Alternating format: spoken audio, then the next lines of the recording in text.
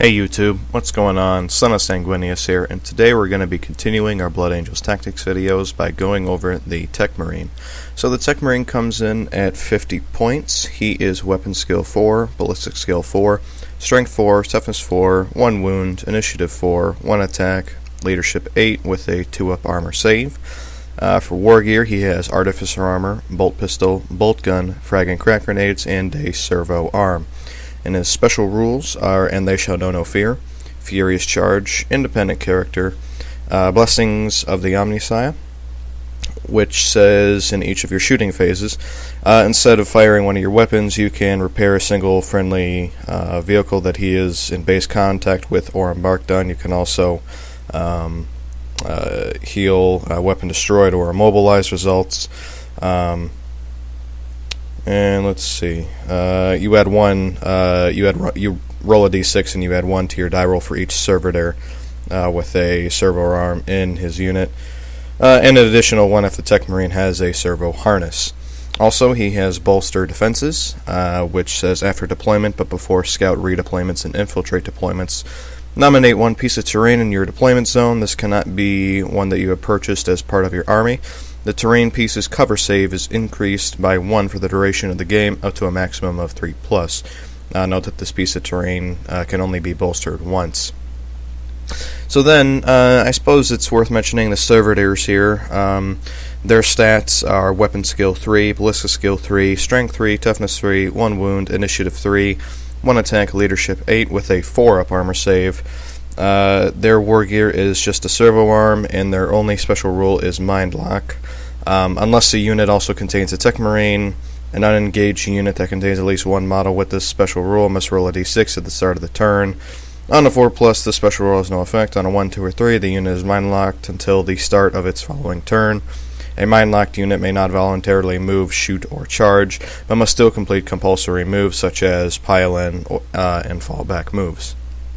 So going back to the Techmarine here, for his options, he can upgrade the servo arm to a servo harness for 25 points.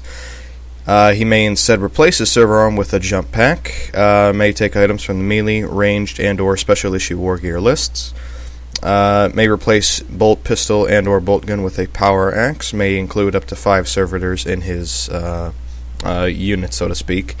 Let's see here. Up to 2 servitors may replace their servo arm with one of the following: heavy bolter for 10, multi-melta for 10, or a plasma cannon for 20 points. So Techmarine, kind of like Captain Tycho, I don't really see him being used a whole lot in most Blood Angel lists, with the one exception of perhaps like an armored heavy list. So we're talking things that are based around like the Lucifer Armored Task Force or Storm Raven squadrons, or something to that effect there. Probably most significantly the Lucifer Armored Task Forces, as you can throw them in a Land Raider with the servitors, keep them safe, and keep your Land Raiders and your Predators moving up.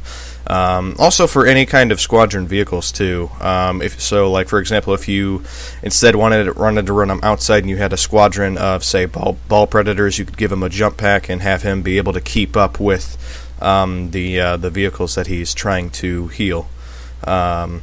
If not for that, perhaps for whatever reason you wanted to keep your Razorbacks alive, probably not your Rhinos, but if you had, let's say, a specialized tank hunter unit that was in a Razorback, and that Razorback had the twin link plasma with last cannon, then that might be worth trying to keep that vehicle up and running. So just a couple other things to mention. The servitors can provide some decent fire support. They are only Ballistic Skill 3, so you're going to be hitting on a 4+. So you can have your choice between Heavy Bolter, Multi-Melta, and Plasma Cannon.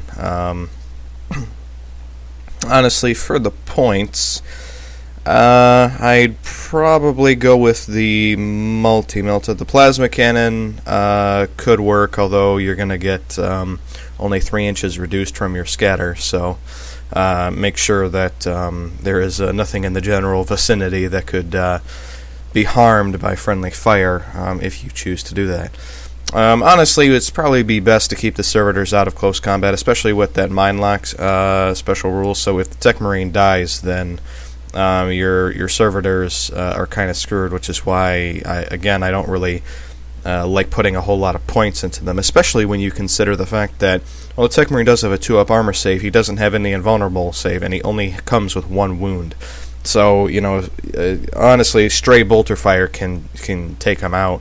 That 1/1 that you roll in, a handful of 2-up armor saves can take him out, and then you're sort of left with the servitors, which half the time will just be standing around doing nothing for the rest of the game. So, something else to consider.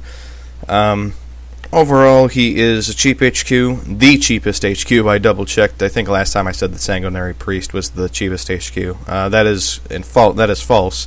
Techmarine is the cheapest HQ at 50 points, but he only comes with 1 wound. He's extremely specific in his role, and he doesn't really have an invuln save. So, Techmarine, he's cheap.